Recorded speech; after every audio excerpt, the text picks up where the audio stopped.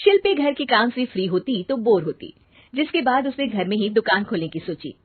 अरे ये इतने सारे कपड़े, अरे बहू क्या करेगी इनका?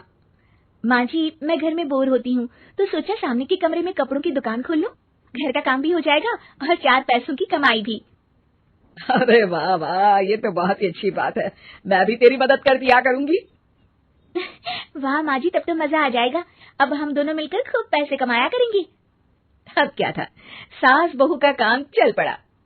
एक दिन, अरे राकेश की माँ, सुनती हो? कहाँ चली गई? भूख के मारे पेट में चूहे कूद रहे हैं। अरे नंदिनी, कहाँ हो? भूख लग रही है। पापा कहाँ है माँ?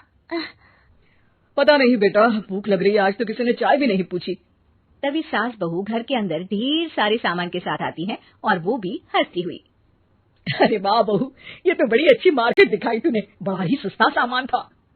हाँ माँ जी, और ये सामान हम डबल पैसों में बेचेंगे, मजा आ जाएगा। अरे बहू, भूख लग रही है, कुछ खाने को दे दे। माँ क्या बात है, आज किसी ने पापा को चाय भी नहीं दी?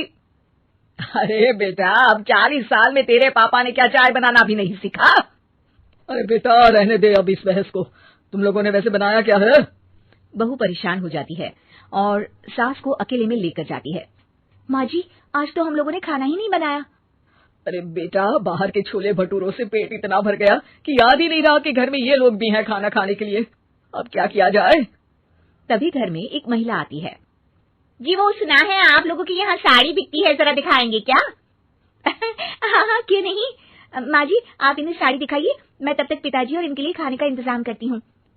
सास उस औरत को लेकर सामने वाले कमरे में चली जाती है जहाँ उन लोगों ने दुकान खोली थी। वहीं बहू भी किचन में चली जाती है। अब इतनी जल्दी क्या बनाऊं, पापा जी तो खाने के लिए भी बैठ गए हैं। आइडिया, मैं खाना बाहर से ही ऑर्डर कर देती हूँ। थोड़ी देर में खाना आ जाता है और बहू टेबल पर खाना लगा देती है। हे भगवान, कितनी कड़वी दाल बनाई है बेटा। नहीं नहीं पिताजी, वो क्या बात है नंदिनी, रोटी तो चबाई ही नहीं जा रही है, लग रहा है रबड़ खा रहा हूँ। एक तो इतने महंगे होटल से खाना मंगवाया और वो भी इन लोगों को पसंद नहीं आया। तभी सास नोट गिनती हुई बाहर आती है। वाह माँ जी, बड़ी कमाई हुई लगती है। हाँ, मैंने वो 2000 वाली साड़ी 3000 में बेच दी। अरे वाह माँ जी। दोनों सास बहू बहुत खुश हो जाती हैं। मेरे पेट में ना बेटा जोर का दर्द हो रहा है। अरे माँ, क्या हुआ? पेट में दर्द? बाहर का कुछ खाया था क्या?